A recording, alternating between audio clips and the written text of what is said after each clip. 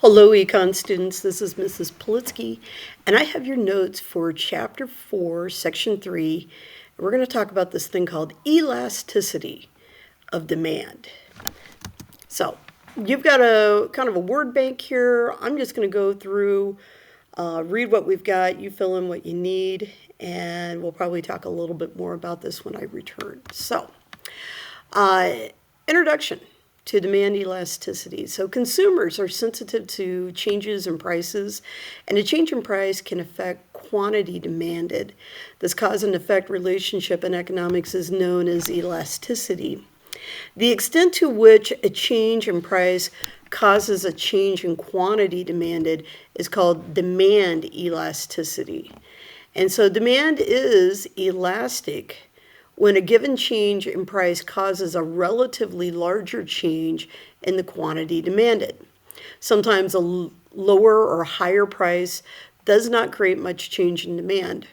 So, for example, like when you think about gas prices, if they go up a couple of pennies or even a nickel or two, people still are going to buy gas. So it's not all that elastic in that regard. But when a change in demand is relatively small, the demand is considered to be inelastic. When demand is elastic or inelastic, demand is called unit elastic. The percentage change in quantity equals the percentage change in price. And when we get into that, that becomes kind of important factors for businesses or even people who are economists. They will look at that and they can make some predictions about maybe where the economy is going.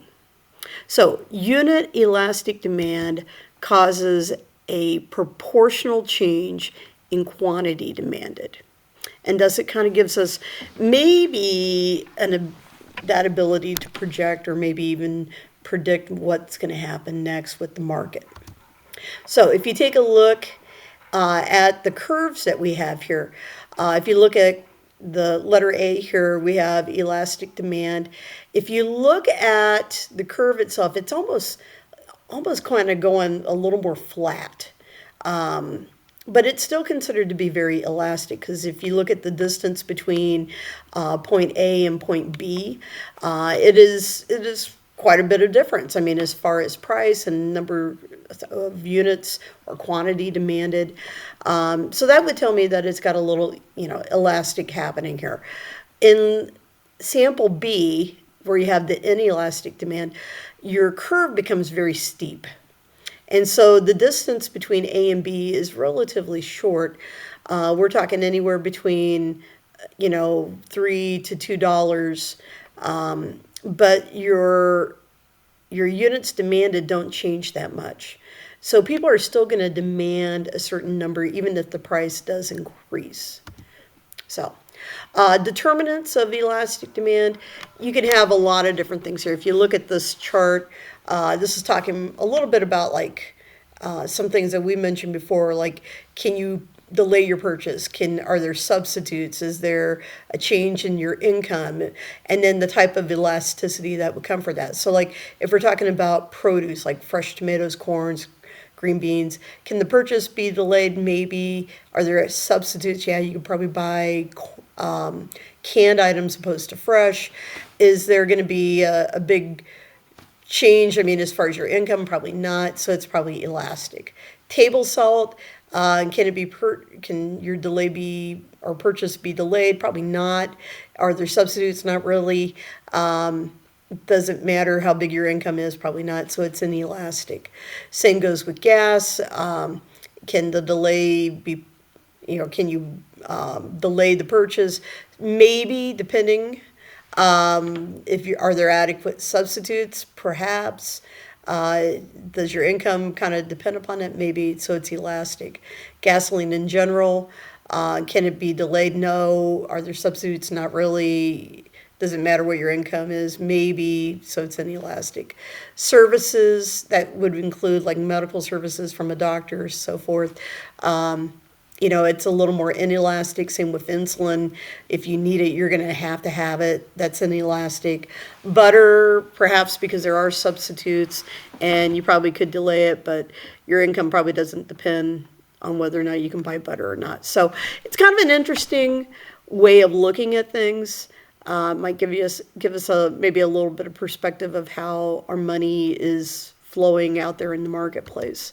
So total expenditures and the test.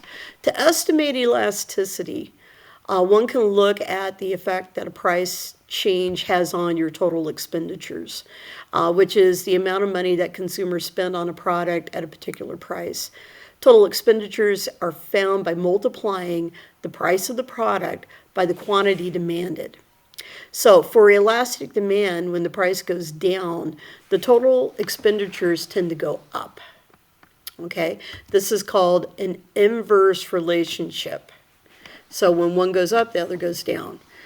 For inelastic demand, the total expenditure declines when the price declines. So unit elastic demand, the total expenditure remains unchanged when the price decreases.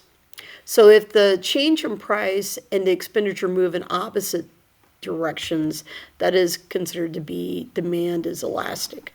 And if they move in the same direction, demand is considered to be inelastic. So if there is no change at all in the expenditures, demand is unit elastic. All right, determinants of demand elasticity. So several factors determine whether a good is elastic or inelastic. When a consumer needs the product and can't postpone the purchase. So like if your car breaks down and you need to replace that car, demand tends to be inelastic. So that does not always work well for the consumer, as far as getting the best price possible.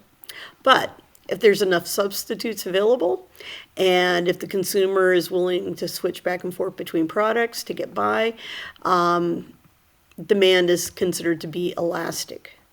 Okay, the fewer the substitutes, however, the more inelastic the demand is.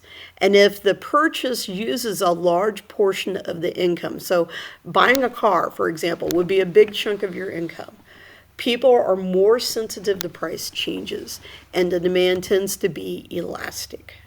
So, thank you very much.